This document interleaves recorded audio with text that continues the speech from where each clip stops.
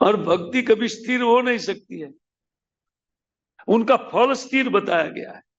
जो कर लिया वो स्थिर होकर के हो गई, लेकिन यही जीवन में हाँ उनकी स्थिति नहीं है।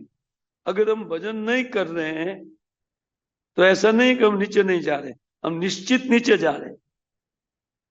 एक स्थिति नहीं है, या तो ऊपर जाना है या नीचे आना है, बीच वाला स्थिति नहीं है कि नहीं कम से कम यहाँ पर अटके रहे।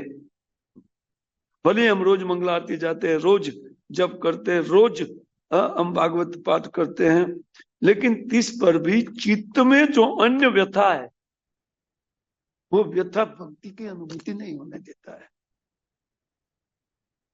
हम लोग सोचते कि नहीं ये तो स्थिर हो गया कार्यक्रम, लेकिन फिर वो कैसे मैकेनिकल की तरह होते, जैसे एक रूटीन हो जाएगा। हमारा मंगला आरती उठना है, जाना है, करना है, जप करना है, उनके बाद में धंधे में जाना है, उनके बाद में ये कार्यक्रम। तो फिर कभी कभी मंगला आरती से वो कार्यक्रम चालू हो जाता है चित्त में, आज किस किस को मिलना है, वो जप में चालू होता है, हरे कृष्ण उसको नालायक पैसा नहीं देता है, हरे कृष्ण कृष्ण कृष्ण हरे हरे हरे राम राम राम। अब ये कापड़ बहुत पड़ा है यार, मार्केट डाउन है, हरे कृष्ण ये सब चलेगा है ना। ये सुनिश्चित है, इसको चलना ही चलना है। जब तक ये संगति हमारी रहेगी, बनी रहेगी, तब तक हमारा चित्त इस प्रकार विक्षिप्तता को प्राप्त होता रहेगा। भक्ति में यही विक्षेप है। हाँ, कोई ऐसा एक्सपर्ट आज तक नहीं हुआ है वैष्णव कि वो दोनों साथ में रख करके वो भक्ति प्राप्त कर ले या कर लिया हो। एक भी वैष्णव ने नहीं किया है, और हम वही करना चाहते हैं, दोनों साथ में करेंगे और यही करना है। नहीं, वो कभी होने वाला। अगर किसी ने किया होता था तो एक आध उदाहरण होता था तो हम लोग ट्राई करते थे, कोई दिक्कत नहीं है। लेकिन किसी भी वैष्णव के साथ ये घटना हुई नहीं है। तो आप कहेंगे अरे वो तो गृहस्थी थे, और फिर भी चैतन्य महाप्रभु को ज्यादातर जो भक्त लोग थे वो तो गृहस्थी थे, सन्यासी तो 2-4 उंगली पर गिनने वाले सन्यासी थे। तो उसका क्या है, उसका हिसाब किताब दूसरा, वो नित्य पार्षद लोग हैं। और हम लोग नित्य पार्षद माया के हैं। हम भी पार्षद है, लेकिन भगवान के नित्य पार्षद हो करके भी माया की हम लोग सेवा में लगे हुए हैं। इसलिए हमें बहुत सचेत रहना पड़ेगा। इन दैहिक आदि जो विषय वार्ता है, उन वार्ता का श्रवण कीर्तन से चित्त जितना विक्षिप्त होता है, उतना किसी भी चीज से नहीं होता है। और वही हमारा चालू है।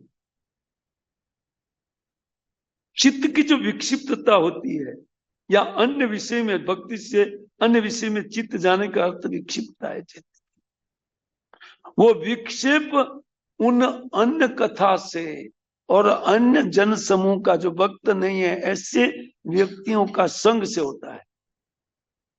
और जितना चित्त विक्षिप्त वहां होता है, वो कहते हैं वो सबसे ज्यादा चरम सीमा तक विक्षिप्त होता है। उनका कारण बताते हुए वो लिखते हैं कि देखिए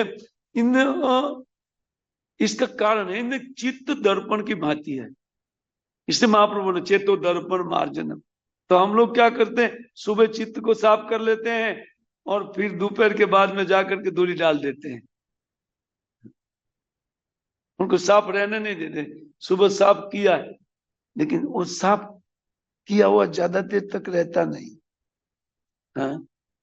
वो हमारा चित्त दर्पण की भांति है। जैसे दर्पण में जो जिस प्रकार वो सामने आने वाली वस्तु का प्रतिबिंब तुरंत वो पकड़ता है, उसी प्रकार हमारा चित्त जैसे उन विषयों का प्रतिबिंब को तुरंत ग्रहण करता है। आदत है ना,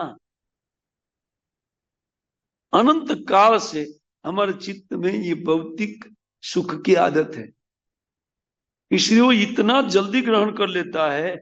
जिस प्रकार आईना के सामने खड़े नहीं कि आपका प्रतिबिंब मिलेगा, क्यों? हाँ, वो आईना जो होता है वो इतना स्वच्छ है, स्वच्छ, हाँ, वो पकड़ता है। लेकिन हमारा चित्त इतना दूषित है कि दोषों को शीघ्र पकड़ता है। हाँ, इतना मटमैला है कि दोष को पकड़ने में उनको ज्यादा देर नहीं लगता है, तुरंत दोषों को पकड़ लेता है। और दूसरे को दोष देखने में तो इतना एक्सपर्ट है, अपना दिखाई ही नहीं पड़ता है। बाकी दूसरे का दोष देखने में वो और वर्णन करना चालू करेंगे, जैसे भगवत गीता कंठस्थ कर लिया है। एक एक दुर्गुण का एक एक वर्णन डीप में करते जाएंगे। लेकिन हमारा चित्त, हाँ, ये ही जो अन्य जो बातों का प्रतिबिंब है ना, वो प्रतिबिंब पकड़ना, ये इनमें एक्सपर्ट है हमारा चित्त। क्यों? क्योंकि ये अंधकार में रहा हुआ है, वो सहज आने वाला नहीं है। जब तक उनका त्याग नहीं होगा तब तक हमारा काम बनने वाला